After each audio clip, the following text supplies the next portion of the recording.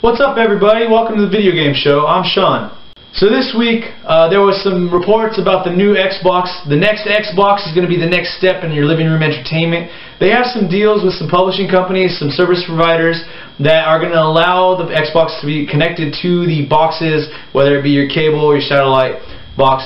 You're going to be able to connect the next Xbox to those boxes with HDMI cord. You're going to be able to connect and stream through these devices and use your service with these other companies.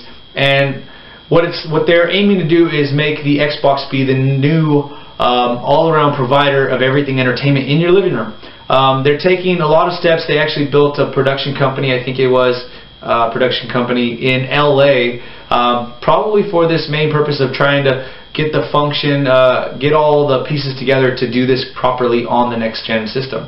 I think this is a really good idea for the next Xbox because of all the steps they've already taken on the Xbox 360. I definitely use my Xbox as a type of media device as well as a system. So for me, it definitely works well, and I definitely am excited about this information. I can just imagine all the possibilities, all the new channels and the new apps that are going to be on the Xbox that I might already have subscriptions to. So I'm really excited about this news. In other Microsoft news, Adam Orth went on a little rant on Twitter just recently. He's been working with Microsoft for about a year now, and he said some words to the effect that people need to get with the times and accept the fact that the next-gen consoles are going to be always on. Now, this caused a lot of bad, negative feedback from fans and other critics alike. And he kept going and going with this. His tweets are now private, but pretty much, like I said, words to the effect, he was saying that everybody needs to get with the times and accept it and stop being crybabies about it. Microsoft has since responded saying that though Adam Orth does work for us, he does not reflect our feelings, our beliefs on this matter. So he does not represent their thoughts. So hopefully this guy was just ranting as a person who's upset because he's in a certain position in Microsoft and forced to do certain things.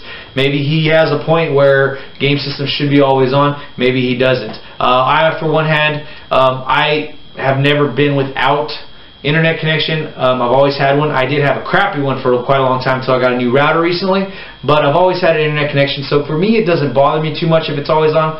But the fact of the matter is there's other repercussions that come from having always on, like pre-owned games, used games, DRM, just verifying things, making sure that people aren't stealing, when the fact is a lot of people just use pre-owned games because that's what they can afford. So a lot of arguments going on here. Let me know what you guys think. Some other news in the industry: EA was again, for the second year in a row, chosen as the worst company in America.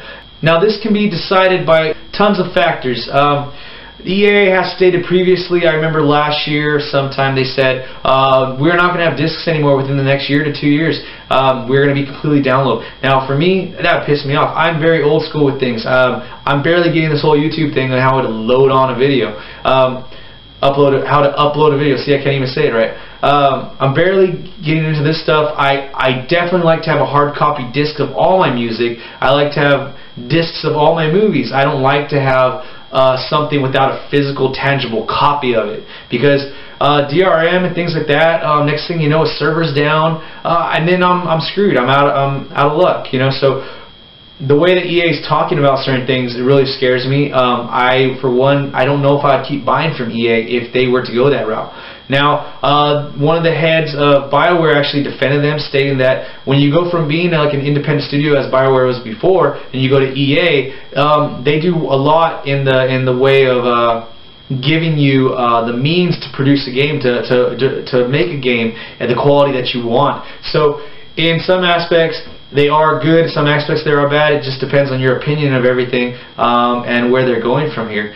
EA does have their mix-ups with EA Origins, with the whole SimCity thing, the always on, playing it on PC, having to always be on so they can verify. Supposedly it's not to be that, but to verify whether it is or not real, or just to always have a connection so you can log in. They also have an online pass, multiplayer pass, in just about every game they have. If you play FIFA or Madden, you definitely have to have an online pass. If you borrow that from a friend, you can't play online against some other people unless you pay $10 for an online pass.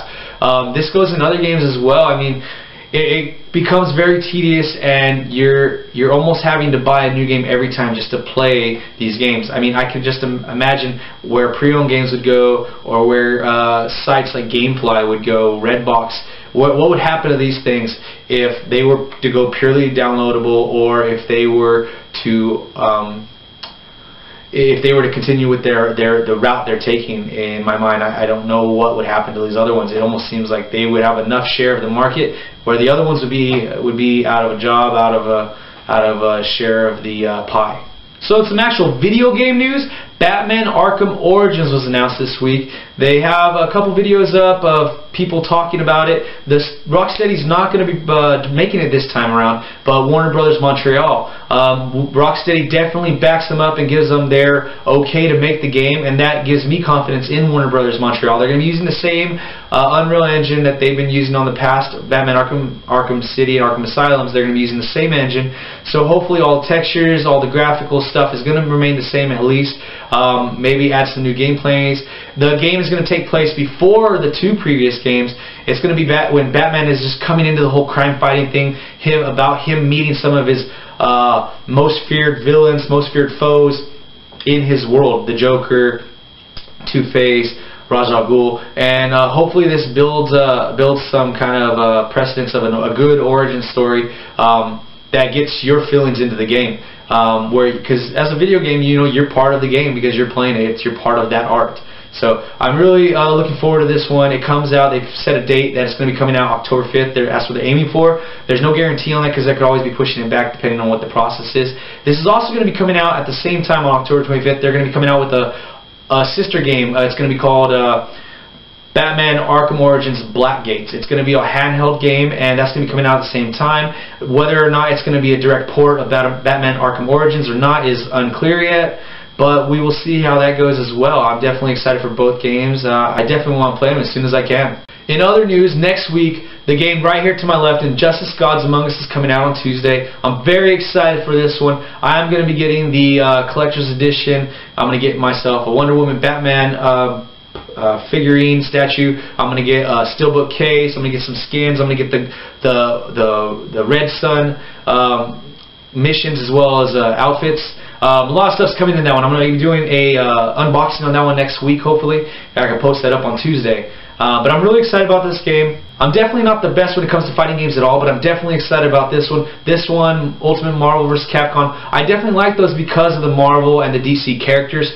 They have a certain affinity with me, so it draws me in. Instead of just being some random characters fighting each other, these, I have a connection with them, with, you know, Green Lantern, Batman, or in the Marvel series, Wolverine, you know. I definitely have a connection to these. I'm definitely excited about this game. I can't wait to play it on Tuesday, and I'm really excited about it. There is some behind-the-scenes stuff where some of the creators, the head director, the producer of it, was saying that they want this game to be as cinematic as possible. So even the menus almost look like a Blu-ray disc when you turn on the game. I saw a startup screen for it, and it looks really cool. It looks exactly like it would on Blu-ray. Again, like I said, I'm very excited for this game, and I hope to play it as soon as possible. Tuesday morning, Tuesday afternoon. I'll put the unboxing up for you guys to check out as well. This week's game of the week is none other than Halo 4. I put this one into the system this week because the Castle map packs being downloadable. I can't remember if they came out this week or if they came out the week before, but I downloaded those. I have the season pass, so I was able to get those, jump right in. And what I did was I played the 3 maps that were there: Perdition, Daybreak, and Outcast.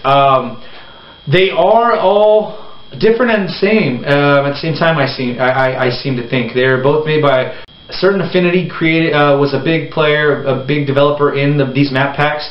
I like the fact that there is some outdoor spaces in some of these maps. It reminds me of Valhalla from Halo 3. I definitely like that about them. But there's also some indoor stuff that also reminds me of some other maps from Halo 3.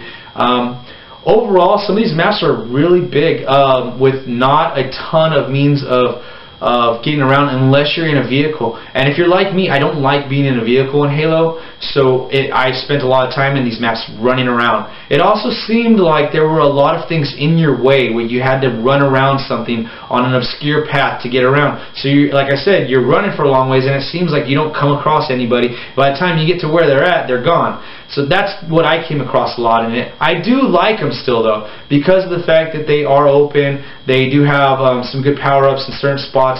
They replenish pretty easily, and there are some nooks and crannies, so if you spend enough time in it, you can actually get around some of these long winding paths. Maybe in one of them there's a big block in the center. I think it's Daybreak. Right in the center there's a big rock formation in the middle separating the two sides, but if you look carefully enough, there's actually a small path that you go through. So I like little things like that. You can sneak up behind on some players from the opposite team. Overall, I mean, the maps are average to me. I like them. There's some aspects I don't like about them, but I'm definitely going to continue playing it. I haven't got to that maxed out level yet, so I definitely got to put more time in. I definitely enjoy them. I definitely recommend you guys picking up the map pack so far, the Majestic map pack as well as the Castle map pack. There are other maps in there from before that I definitely love. I very much enjoy playing. The Castle map packs, I gotta give it more time. Just like an album, when you play it, you're like, oh, I don't like this the first time through, but then you play it 2-3 more times, and you're like, you know what, I actually like this song. It has a really good beat or something like that. So I'm assuming after, you know, a good handful, 5, 6, 7 more hours playing this multiplayer, I'm pretty sure I'm gonna get the hang of it, and I'm gonna do a lot better than what I'm doing now, and I'll probably like it a whole lot better. They haven't announced what the next map pack is or when it's going to be coming out. Hopefully soon. Hopefully we don't have to wait another 3-4 months. Hopefully it's in a couple months, because there's a ton more games I got coming out that I definitely want to play, and it's going to be tough to play all of these at once. So anyway, guys, that was our game of the week. Let me know if you guys have any ideas of what my other games of the week for upcoming weeks should be. If there's something that I haven't played, something obscure, let me know in the comments below. I definitely will try to see if I can rent that and put it on the show next time. Again, remember to click that like, share, subscribe button down below. Let me know questions, ideas, thoughts, anything you guys can. We'll get this conversation going, and we'll have a good time. And I'll see you guys next week. You guys have a good one.